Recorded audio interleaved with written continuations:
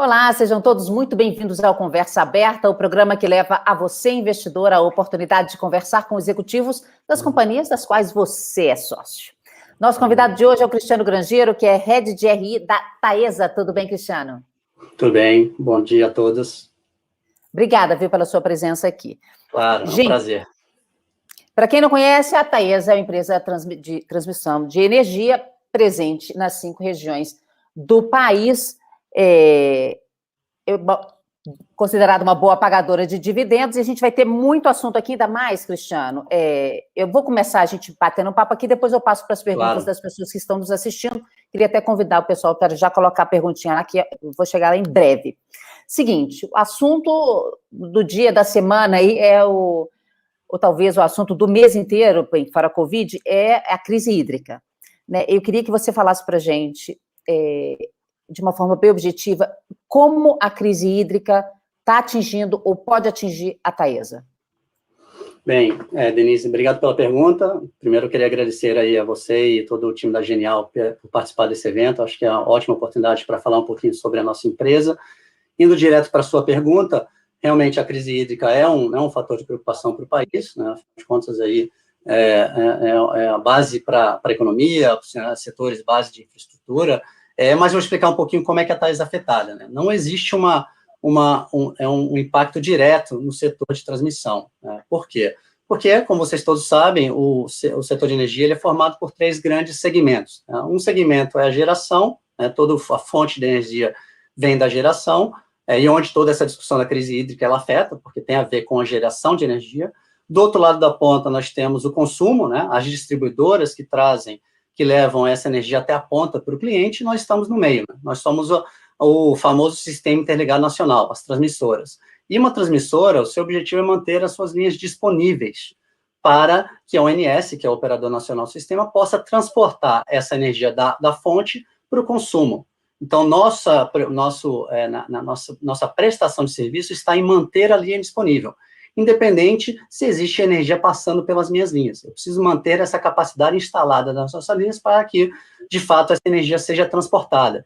Então, independe se existe uma crise ou se existe um país em recessão ou mesmo um país em crescimento, ou as transmissoras elas não são afetadas diretamente. Óbvio que a nossa preocupação maior aqui é manter a linha disponível para que, se houver uma energia sendo transportada, ela, de fato, ela chegue na residência, na indústria, né, nas pessoas que realmente precisam da energia. Então, diretamente não existe, mas a gente vem preocupado, acompanhando as notícias e vendo se existe, né, onde a Taesa pode discutir e apoiar nessa discussão e, eventualmente, entender os impactos indiretos. Mas, diretamente, não existe impacto da crise para o setor de transmissão e naturalmente, para a Taesa. Considerando os dados do Plano Decenal de Investimentos do setor elétrico, a fase mais aguda de investimentos do segmento de transmissão, essa fase já passou. Você acredita que, com essa atual crise hídrica, que a gente estava falando agora há pouco, isso pode levar a EPE, né, que é a empresa de pesquisa energética, a revisar essas estimativas para cima? Bem, obviamente, a crise ela traz uma série de discussões, né? Primeiro porque isso cria uma certa necessidade de avaliação da operação, né? Porque a gente viu lá, num caso específico do Amapá, final do ano passado, onde houve aquele apagão. Então, isso cria uma preocupação da sociedade, dos governos e das transmissoras em garantir que o sistema esteja robusto e apto para atender a essas mudanças, né? Outra preocupação é a preocupação da segurança, quer dizer, a gente entende que isso gera um tipo de preocupação em relação à segurança do sistema energético. Isso, de alguma maneira, pode impactar uma revisão, né? Nós não sabemos hoje como isso está, não temos nenhuma informação sobre qualquer discussão em relação à revisão do planejamento energético para o país. Nós vimos um novo plano decenal da EPE, se não me engano, foi início desse ano, falando de um plano de 10 anos, né, de 2021 a 2030, já incluindo algumas discussões das incertezas em relação à pandemia, de uma possível recuperação da economia. Então, isso já tem um efeito, mas, né, teremos que avaliar se a EPE vai fazer algum movimento. Acho que o importante aqui é que a gente entende que, em função da importância do sistema, tanto para a questão da segurança energética, né, da questão de redundância para o sistema elétrico, assim como de entender que existe um movimento de economia de baixo carbono no país, onde novas fontes renováveis estão aparecendo, e essas fontes renováveis têm um comportamento de energia um pouco diferente, né? Não é contínuo, ele é alternado, isso cria uma necessidade de transmissão para o país. Então, nós somos otimistas em relação a isso, entendemos que existe um pipeline importante de investimentos para os próximos 10 anos, mas entendemos que a cada ano isso tende a ser reavaliado de uma forma positiva. Isso é um pouco o posicionamento da companhia. Já estão chegando perguntas aqui sobre a questão da CEMIG, a gente, claro, óbvio, a gente vai falar sobre esse assunto, a Taesa é uma das empresas mais rentáveis da CEMIG, pessoal, ela já tem políticos lá em Minas não querendo que a CEMIG venda, justamente porque é muito rentável, a gente vai chegar nesse assunto. Só para dar uma esquentadinha aqui, eu queria antes passar por uma outra questão, Cristiano, sobre as oportunidades, ofertas nos leilões. Como você vê a competição por novas linhas nos futuros leilões de transmissão? Você acredita que essa oscilação no preço das commodities metálicas pode afetar os deságios oferecidos nesses leilões? Bem, vamos lá. Essa é uma pergunta boa e eu vou tentar dividir, né? Primeiro, acho que nós estamos nesse setor há algum tempo, né? A Taesa nasceu lá em 2009, e de lá, desde então, a Taesa vem mostrando um sucesso em crescimento, e é parte do negócio crescer, porque as concessões têm vida limitada, de 30 anos, e esse período de leilões, ele passou por diversos ciclos. Lá de 2009 até 2012, ali, nós tivemos um período ali de pouca participação de investimento privado, muito investimento veio de empresas controladas pelo governo, algumas construtoras estrangeiras vieram, mas os retornos associados a esses leilões não eram retornos atrativos do ponto de vista de investimento privado. Então, nesse momento, a Taesa sempre participou, só que por motivos óbvios ela não levou. Ela tem uma disciplina de capital que faz parte do seu DNA, que não faz sentido levar concessão, né? Faz sentido rentabilizar o negócio. Então, a gente vai participar e vai ganhar se do ponto de vista de Taesa, fizer sentido financeiro e de valor. Aí, lá ali, entre 13 e 15, nós tivemos um período ali de escassez de participação, porque logo após 2012 houveram alguns movimentos de mercado que as empresas do Estado perderam capacidade para continuar participando, as construtoras estrangeiras também, e aí tivemos uma escassez de participação. Tanto é que em 2015, 2/3 do leilão deram vazio, não teve qualquer lance, investimento privado não vinha, e aí foi justamente o que você falou, né? Teve um boom de investimento logo em seguida, porque havia necessidade de planejamento ser mantida, e a ANEEL, com isso, atraiu investimento privado, buscando maior retorno nos seus leilões. Entre 2016 e 2018, só para você ter uma ideia, nós tivemos em torno de 66 bilhões de reais de investimento, em 3 anos, mais ou menos 22 bilhões por ano em leilões. E essa janela foi importante. A Taesa sempre participou dos leilões e conseguiu pegar essa janela interessante. Tanto é que o nosso Greenfield, que é o famoso leilão, né, nós conseguimos arrematar 6 grandes lotes ali em uma época de retornos atrativos. Óbvio que essa janela se fechou, como o retorno era atrativo, o investimento era relevante. Muitos players começaram a aparecer, não só players de transmissão, mas também empresas do setor de geração, distribuição e até players de fora do país, de outros segmentos da economia. E aí essa agressividade, essa competição aumentou, né? Então foi lá quando começou em 17 para 18, e hoje a gente está vendo isso se perdurar. Então a gente entende que essa competição deve se perdurar, né? Existem players aí que estão aparecendo, não só dos tradicionais, mas também construtoras com apetite de participação em transmissão, que é um negócio rentável. Nós iremos continuar participando. Estamos nos preparando, inclusive, para o leilão que vai acontecer em breve. Teremos um leilão agora no dia 30 de junho. É um leilão relativamente pequeno, a Taesa vem trabalhando nesse sentido e acredita que seremos aí competitivos para participar. Em relação ao que você mencionou, Denise, das commodities, é uma verdade, sim, as commodities tiveram uma alta nos últimos meses, inclusive o dólar, isso naturalmente tem impacto nas matérias-primas para a construção, principalmente alumínio e aço, e isso é para todos, né? Quer dizer, isso não é exclusivo de Taesa, é exclusivo para quem for participar em leilões de infraestrutura. E a gente vai ter que aguardar, né? É difícil entender se isso vai impactar os deságios dos leilões, até porque o deságio tem muito a ver com o apetite ao risco de cada proponente. Mas há uma relação, eu diria uma certa relação, sim, como você mencionou. Queria, então, agora ir para o assunto da CEMIG. porque já está pipocando pergunta aqui. Então, a CEMIG anunciou o leilão da fatia remanescente na Taesa para o dia 30 de julho, com homologação de resultados no dia 16 de agosto. Vocês têm alguma expectativa de possíveis interessados? Bem, Taesa é objeto dessa operação, né? Então, assim, como política, a companhia não fala sobre seus acionistas, né? Qualquer acionista, seja a CEMIG, seja a ISA, seja acionista minoritário, a gente, né, não tem como comentar por eles, e neste caso ainda, pelo fato de ser uma operação de um controlador, onde o objeto dessa operação é a própria companhia, a gente, né, fica numa posição bastante limitada para comentar. De fato, eu não consigo, eu sei do interesse dos acionistas e dos investidores em relação a esse tema, totalmente genuíno, entretanto, a companhia não tem como comentar. Pergunta do Vinícius: será resguardado o direito de tag along caso a ISA compre a participação da CEMIG na Taesa?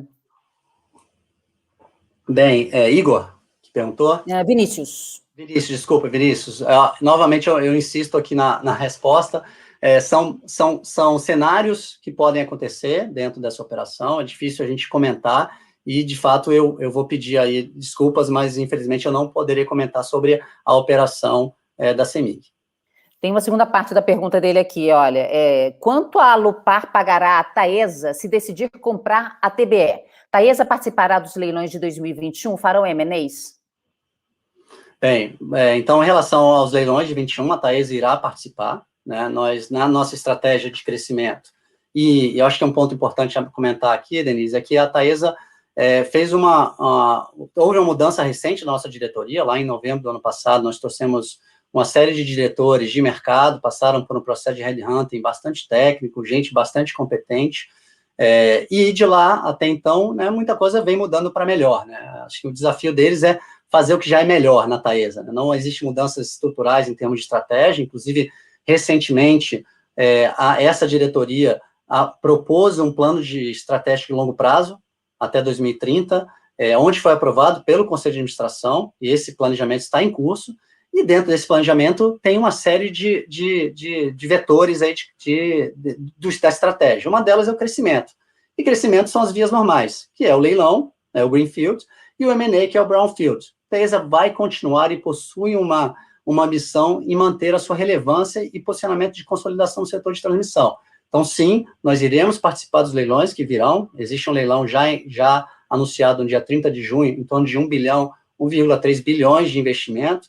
Nós iremos participar do leilão e estamos nos preparando para isso. Haverá um outro no final do ano, e que também iremos participar. Não saiu o edital, diz que não tenha saído o edital, deve ser um pouco maior, e estamos trabalhando para isso, com o intuito de criar, né, valor para o negócio e até pensar em parcerias ou ir participar de forma individual. Isso é uma análise que a Taesa faz a cada leilão.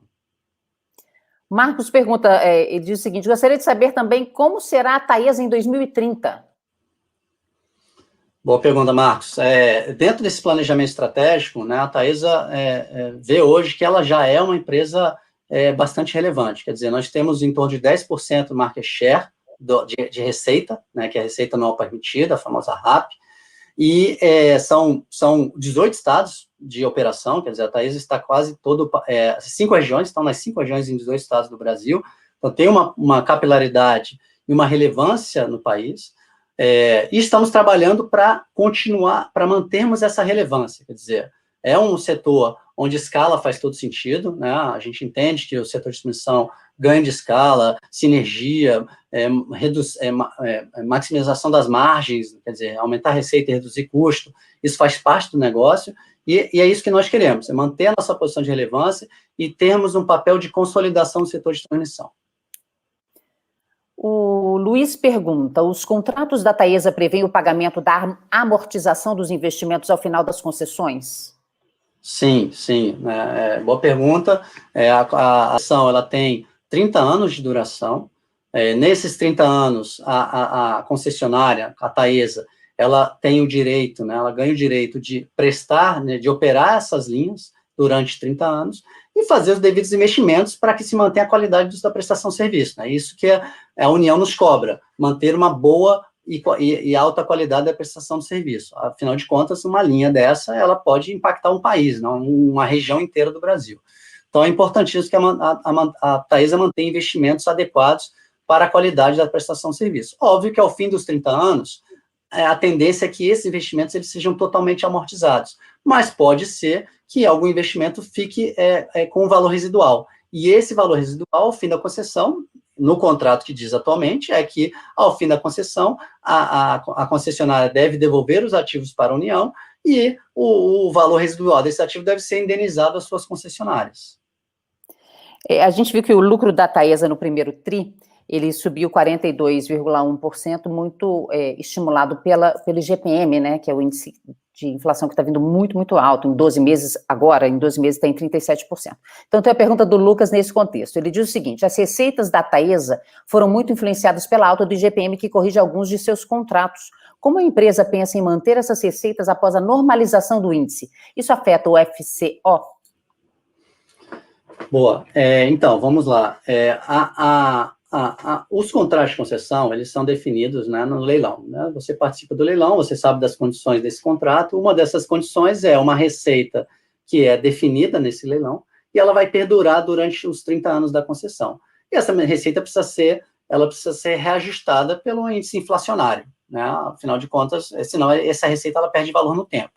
E existem três tipos de contrato atualmente de concessão. O de categoria 1, que a gente menciona, são contratos mais antigos, que hoje já foram renovados, né, pela famosa MP 579, e eles hoje são reajustados pelo IPCA. E hoje apenas remuneram o OIM, né, Operação e Manutenção. Os contratos de categoria 2, que são os contratos que foram leiloados entre 1999 e 2006, são os contratos que são reajustados pelo IGPM. À época, entendiam que o índice que fazia sentido reajustar os contratos de concessão era o IGPM. Ele tem até uma característica interessante, que no 16º ano da operação, a receita cai pela metade. Então, essa é uma característica desses contratos. Nós temos hoje, em torno de 70% a 80% das nossas receitas são nesse tipo de categoria. São categorias 2, onde o índice de reajuste é o IGPM. E o terceiro contrato, que é o mais atual, são os leilões mais recentes, que aconteceram depois de 2006. Esses contratos já são reajustados pelo IPCA. Então, de fato, existe uma diferença entre alguns contratos de IGPM e outros de IPCA. De fato, é o que está dado no seu contrato, né? Está garantido na concessão. Óbvio que esses contratos eles são mais velhos, eles vão vencer antes dos contratos mais novos, e a tendência é que todos os novos contratos que nós buscamos sejam reajustados pelo IPCA, que é o índice que reflete, né, o consumidor interno, que reflete a inflação de fato do país. Então, assim, não temos mais como buscar contratos de IGPM, até podemos através de M&A, entretanto, a duração desses contratos são mais de curto prazo. Vocês repassaram todo o IGPM? Conseguiu repassar todo o IGPM, não? Então, o IGPM, assim como o IPCA, ele está definindo o contrato de concessão. Os contratos de concessão de transmissão, eles estão mantidos até o fim da sua concessão. Então, a cada ciclo, que a gente chama, né, que é o ciclo de reajuste da receita, ele é mantido. Se computa... Não teve renegociação, nada disso. Pegou o IGPM e botou lá. Hoje, né, até esse momento, não há nenhuma discussão em relação à renegociação de contrato. Inclusive, nós temos aí um novo ciclo para acontecer a partir de 1º de julho. Então, né, talvez 13 dias aí do final para início de novo ciclo, onde esse novo ciclo ele vai refletir os 12 meses de inflação, tanto de IGPM, que esses, acho que foram 37% que você mencionou, quanto do IPCA, que, se eu não me engano, está em torno de 8%. Está 8% mesmo. Washington pergunta: qual o pipeline da Taesa para os próximos 2, 3 anos com relação a investimentos versus dividendos? Washington, excelente pergunta. Isso é uma discussão constante dentro da Taesa. A Taesa ela tem um business que é um business cujas receitas são bastante previsíveis, né, como vocês sabem, a RAP dos lotes arrematados, e são reajustados pela inflação. Então, isso dá uma condição favorável em termos de previsibilidade no fluxo de caixa. Então, naturalmente, a Taesa ela tem que buscar uma combinação de um tripé, que é a alavancagem, dividendo e investimento. Quer dizer, qual é a melhor combinação entre esses 3 elementos? É a combinação que gere mais valor para o acionista. Então, essa é a análise principal dentro da companhia em termos de o que optar naquele momento. né? E a gente vai sempre buscar uma combinação ótima que maximize o valor para o acionista, né? Então, nós sabemos que pelo seu business, que é com previsibilidade de receitas e fluxo de caixa, pagar dividendos faz parte do nosso negócio. Nós sempre seremos bons pagadores de dividendos, né? Ser um famoso cash call. Né? Até por isso que o nosso Estatuto Social define um pagamento mínimo de 50% do lucro líquido, quer dizer, o dobro do que diz a legislação. Então, a gente sempre vai pagar bons dividendos. E a ideia é sempre manter essa ideia. Óbvio que a gente tem que avaliar sempre a situação de um investimento interessante, de onde vai gerar mais valor, a alavancagem, quer dizer, aproveitar o custo de capital de terceiro para poder financiar esse crescimento e buscar pagamento de dividendos, que, óbvio, remunerar os acionistas é sempre importante. Então, esse tripé é o que a gente vai sempre discutir. Não existe um critério, até porque, como eu falei, a Taesa, se ela não fizer nada, ela desalavanca rapidamente pela sua geração de caixa forte, e a ideia é a gente manter um nível de alavancagem adequado para que a gente possa fazer ambos, né? Crescer e remunerar e, no fim, gerar valor para o acionista. Lucas pergunta, a Taesa planeja fazer aquisições de empresas menores ou até mesmo brownfields como meio de crescimento de RAP, ou o foco está apenas nas novas concessões de linhas? Não, Lucas, a ideia é olhar aonde existe valor e, óbvio, olhar crescimento. Então, não existe, diria, prioridade em termos de leilão ou brownfield. Faremos os dois e faremos aquilo que, óbvio, estiver dentro da capacidade da companhia e que, de fato, gere mais valor. Então, existe algo interessante entre os dois businesses, é que no greenfield, você está entrando num ativo novo, onde você tem o risco da construção, você vai ter que construir esse ativo para passar a operá-lo, e passar ali a receber a receita. Por outro lado, você não tem investimento imediato, né? Você passa a ter investimento a partir do segundo, terceiro ano. O brownfield, você tem o desembolso imediato para a compra daquele ativo, mas, ao mesmo tempo, você já compra um ativo pronto. Quer dizer, óbvio que existe um trabalho muito grande de diligência em cima desse ativo, para saber a qualidade do ativo, saber se tem algum tipo de contingência. Entretanto, você já recebe a receita imediata, uma vez que ele está incorporado na sua operação. Fazer ambos para a Taesa é super interessante. Inclusive, está no seu planejamento estratégico. O Washington pergunta, qual a TIR média que a Taesa busca em seus projetos nos leilões? Bem, isso é uma pergunta boa, entretanto, é uma pergunta estratégica, né? A Taesa, ela não tem como ela divulgar publicamente o que ela busca em termos de custo de capital, em termos de retorno mínimo do acionista, até porque, para o nosso acionista atual, isso não gera valor, né? Isso poderia destruir valor. O que eu posso dizer é que, como eu falei, nós temos 4 pilares dentro das nossas decisões, né? Primeiro pilar é o crescimento sustentável. Então, a gente vai crescer, mas de uma maneira sustentável. O segundo é a disciplina financeira. Faremos todas as nossas decisões baseadas em disciplina, nessa consistência da nossa gestão. O terceiro é eficiência operacional. A Taesa hoje é referência em excelência operacional em transmissão. E o quarto é geração de valor. Então, como eu falei, a gente não vai crescer a qualquer custo. A gente vai crescer, mas pensando em geração de valor para a companhia e para os nossos acionistas. Lorival pergunta, o que você acha da retirada de incentivo para quem instala painel solar feita pelo Guedes por solicitação das distribuidoras? Isso não prejudica o investimento doméstico? É uma sobra de energia. Bem, foge um pouco a discussão aqui da transmissão, né? A transmissão, ela não entra nem na geração e nem na distribuição. Eu acho que existe uma discussão óbvia das fontes renováveis no país, são fontes limpas, são fontes que buscam, né, essa economia de baixo carbono, que é super interessante para o país e para a discussão da sustentabilidade. Entretanto, eu não consigo opinar sobre esse tema. Aldísio pergunta, em relação ao pagamento de proventos, a continuidade do pagamento desses proventos não irá influenciar o caixa? Não seria melhor pagar parte da dívida? Desculpa, Denise, eu perdi o início. Você falou, tá? Repete a pergunta. Em relação ao pagamento de proventos, a continuidade do pagamento desses proventos não irá influenciar o caixa? Não seria melhor pagar parte da dívida? Então, essa pergunta é aquilo que eu falei, do tripé. Lembra que pagar dividendos é remunerar o acionista. O acionista ele está investindo no seu negócio e ele quer uma remuneração adequada. Com esse caixa, pagar a dívida, às vezes talvez não faça tanto sentido, porque a dívida ela tende a ter um custo de capital mais barato. A tendência é buscar, de fato, maximizar o seu balanço, né, fazendo financiamentos de mais baixo custo, para poder maximizar o retorno para o acionista. Óbvio que dentro de uma alocação de capital, né, uma alocação de capital adequada entre dívida e patrimônio. Então, essa é uma avaliação que a gente faz continuamente dentro da companhia. Pode fazer sentido, sim, mas a tendência é maximizar o retorno para o acionista. Então, tendemos a utilizar o balanço de uma maneira melhor possível para investir no negócio, crescer com rentabilidade e remunerar os nossos acionistas através de dividendos. Tem duas perguntas aqui semelhantes, eu vou misturar as duas. Existe possibilidade do grupo ISA comprar a participação da CEMIG na Taesa? E a segunda pergunta é, na hipótese de aquisição da fatia da CEMIG pela ISA, qual a probabilidade de ocorrer uma fusão entre Taesa e Transmissão Paulista? Vamos lá.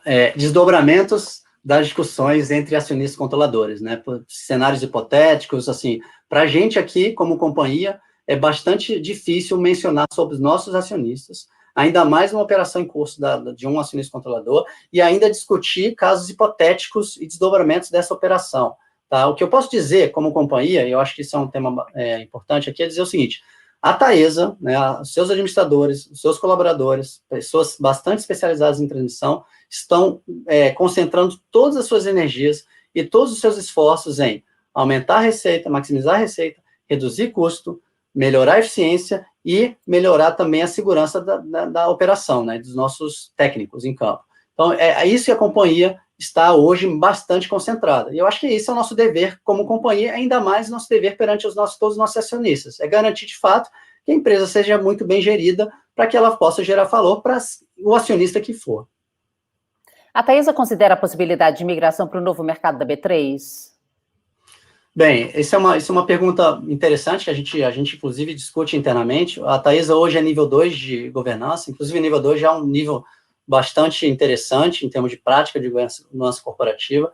O que nós temos feito hoje é buscado, de alguma maneira, incorporar as práticas de novo mercado dentro da Taesa, né? Por exemplo, dar mais transparência a uma série de regimentos, buscar algumas informações relacionadas à remuneração, as discussões sobre independência do conselho, inclusive, nós já atendemos, só para você ter uma ideia, tanto o novo mercado quanto o nível 2, a independência do conselho exige 20% mínimo de membros independentes. A Taesa hoje tem 4 membros independentes dentro de 13 membros, o que é bem superior ao nível mínimo, e foi uma evolução em relação à última mudança que nós tínhamos, e estamos fazendo nesse sentido.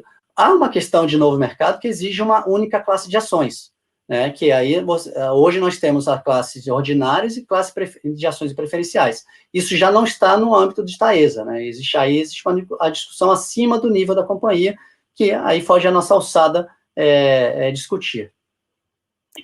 Pergunta aqui do Guilherme. A Taesa aproveitou a alta do dólar para a emissão de dívida em dólar, já vislumbrando a alta da Selic, que deve diminuir o dólar, para gerar ganho nos resultados financeiros? Isso tudo era uma pergunta, tá? Eu não fiz muito bem a entonação, não, mas você entendeu a pergunta? Sim. Bem, a Taesa, hoje ela não faz captação em dólar, tá? Assim, até porque todas as suas receitas são em moeda local, em real. Então, as nossas dívidas são todas em moeda local, né? E é assim que a gente trabalha. Óbvio que a empresa ela é uma transmissora.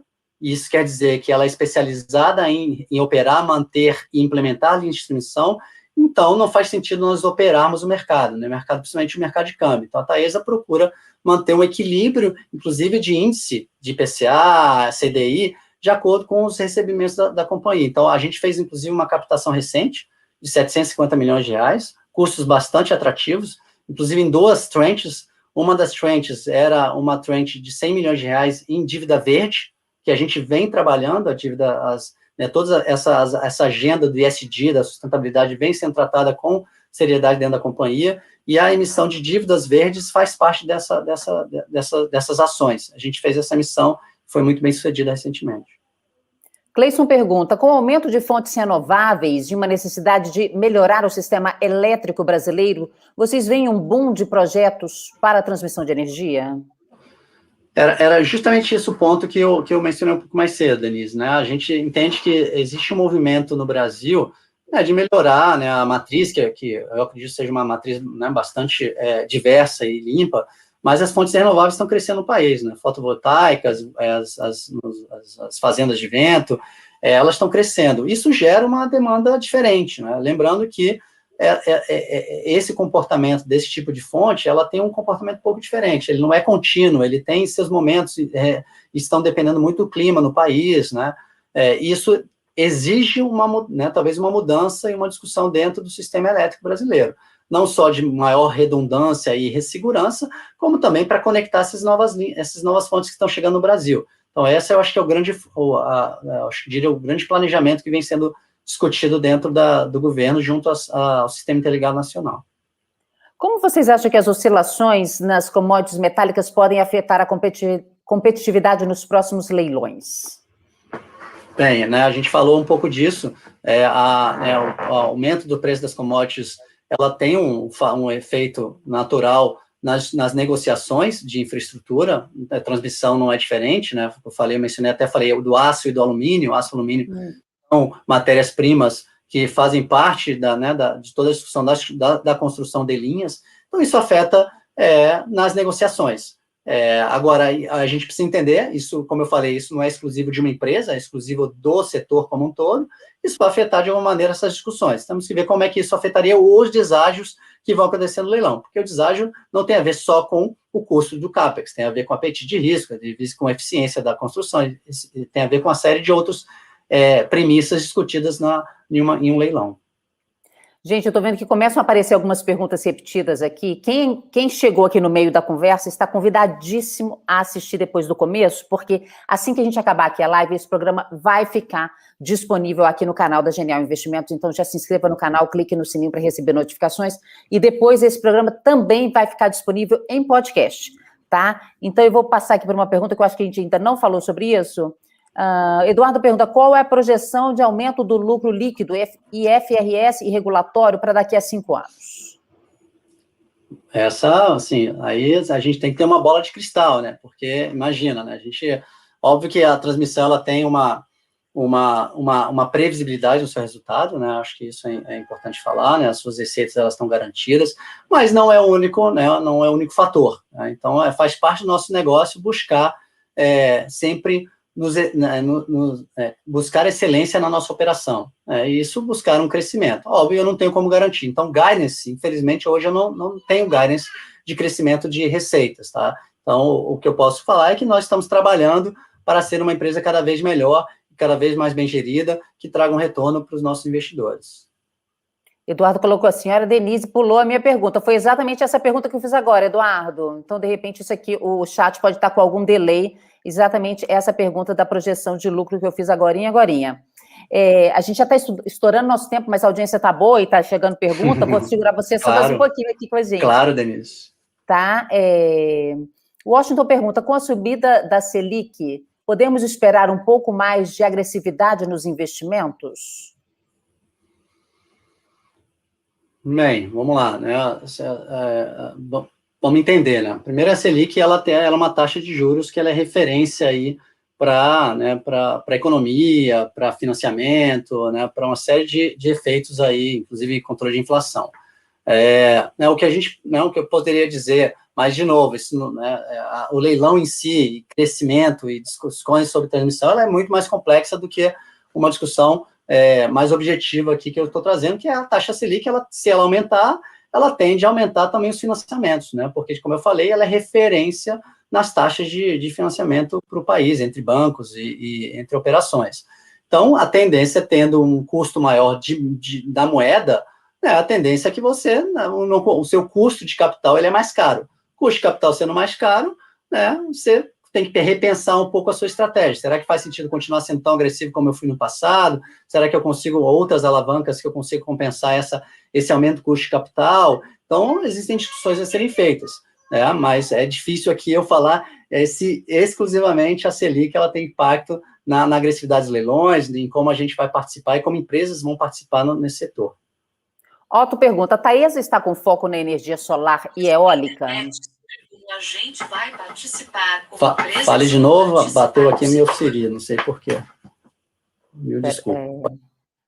Não tem problema. O Otto pergunta, a Taesa está com foco na energia solar e eólica?